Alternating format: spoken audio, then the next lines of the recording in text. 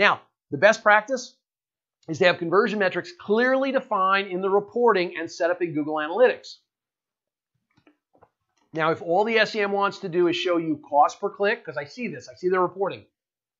They want to focus on cost per click, impressions, quality score, click-through rate, and average position. If this is all they want to show you, you need to run. Why? Because none of these are success metrics. Cost per click is not a success metric. I don't care. I don't care what my cost per click is. I care what my ROI is.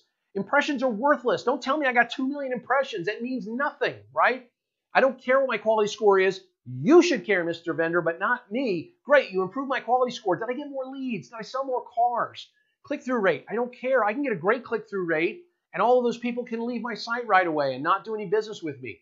And by the way, there's a great click-through rate when you buy my name, right? Steve's Ford Dallas. Buy that all day long, and all of a sudden I got a great click-through rate. And again, average position. Sometimes being second or third on the list is better than being first with some keywords. None of these by themselves are success metrics. You don't need to be a Google Analytics expert. Your SEM should gladly set this up for you, right? Setting up the metrics, in the conversion metrics in Google Analytics. Ask your SEM to do this. They should be able to set this up for you and talk you through this data on a monthly webinar. And by the way, your monthly webinars with your SEM provider, they're 20 to 30 minutes tops. Your team does not need to be going to lunch with these folks. Your team does not need to see them in person. It's a 20-minute WebEx, and that's all you need. Now, for conversion tracking and SEM, and this probably goes to Brian's question, be sure to emphasize those conversions a human can and would do, right? This means lead forms above page views, right? Bots can do page views all day long. Now, bots can also fill out lead forms, so I'm going to look for valid leads as well. But those are the conversions I'm going to focus on. So lead forms are going to be more important to me than page views.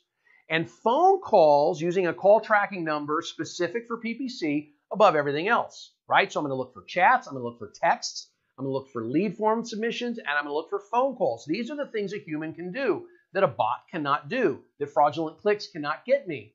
Now, another best practice is getting answers from your PPC provider in plain language.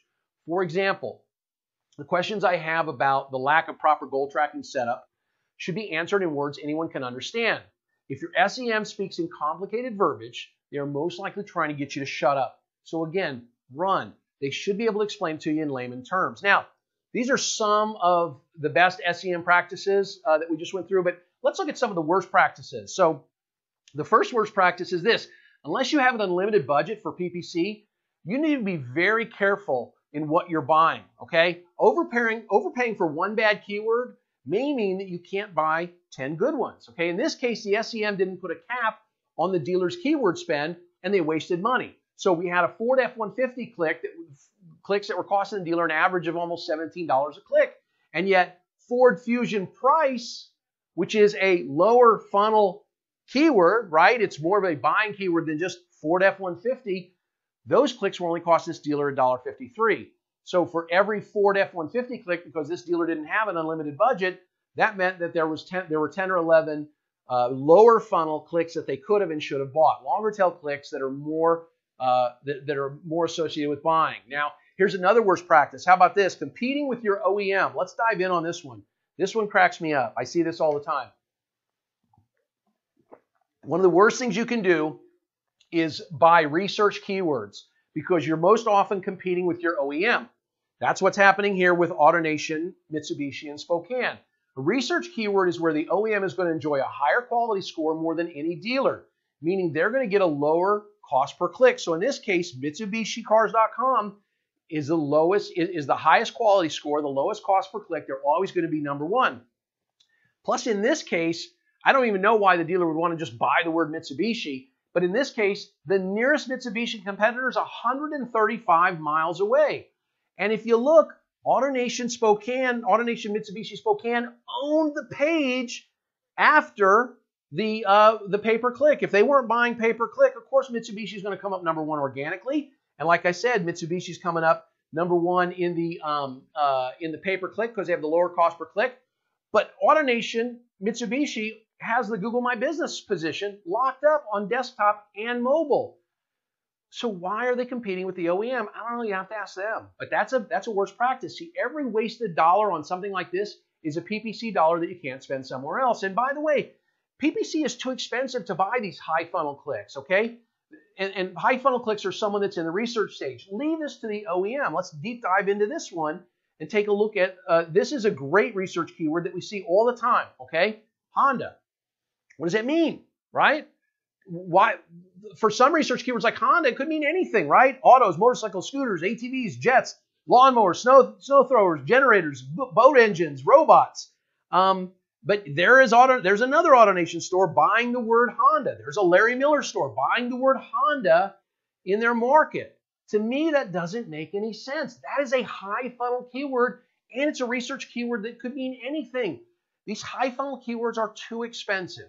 They're simply too expensive for most of you to buy. Now, I'm not privy to both of their budgets, Larry Miller Honda in Spokane or AutoNation Honda in Spokane, but I can tell you that for most of you, it makes 0 sense to compete against your OEM for these keywords that they're going to win, these research keywords. How about this one?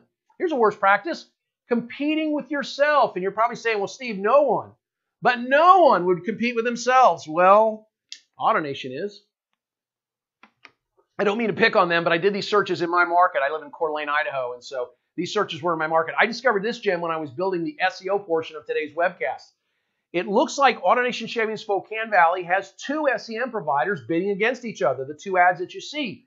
And before you think that this was intentional, look at the top ad. Now, I did this search December 8th, 2017, and look what they're telling me. The new 2017 Chevrolets are here. Who in the world is managing this mess? Folks, they're wasting their money. They're not even updating the copy, but that's not what this worst practice is about. They're competing with themselves. What's probably happening is they're buying through the OEM and they're buying through themselves, right? The OEM's provider and they're buying through themselves, possibly. Maybe a tier 2. I don't know. But it is a worst practice.